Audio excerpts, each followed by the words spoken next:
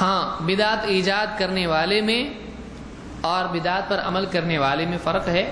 بدعت ایجاد کرنے والا زیادہ بھیانک عمل کا ارتکاب کر رہا ہے، اور جہالت میں آ کے بعض لوگ لا علمی کی وجہ سے بدعت پر چل پڑتے ہیں. وجہ کیا ہے؟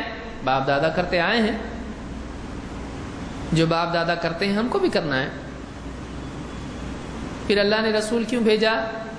ہر ایک کے باپ دادا ہوتے ہیں، بغیر باپ دادا کے کوئی ہوتا ہے نہیں. تو جب سب کے باپ دادا ہوتے ہیں تو پھر رسول کی ضرورت کیا ہے؟ رسول کی ضرورت اس لیے ہے کہ باپ دادا صحیح کر رہے ہیں کہ غلط کر رہے ہیں فیصلہ کیا جائے.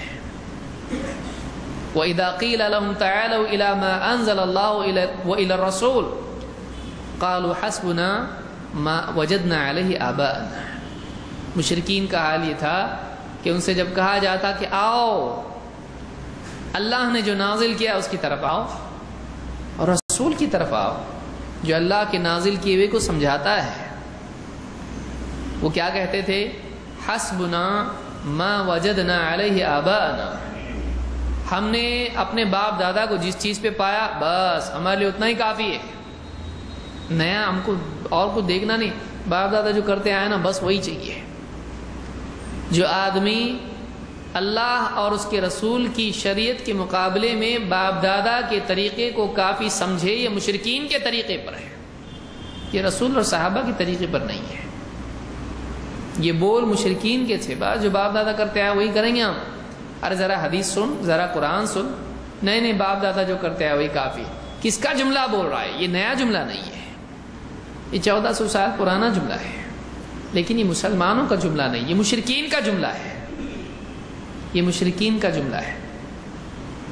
تو رسول کو راضی کرنے کی بات کر رہا ہے، اللہ کی رضا کی بات کر رہا ہے، رسول کا دامن تھامنے کی بات کر رہا ہے.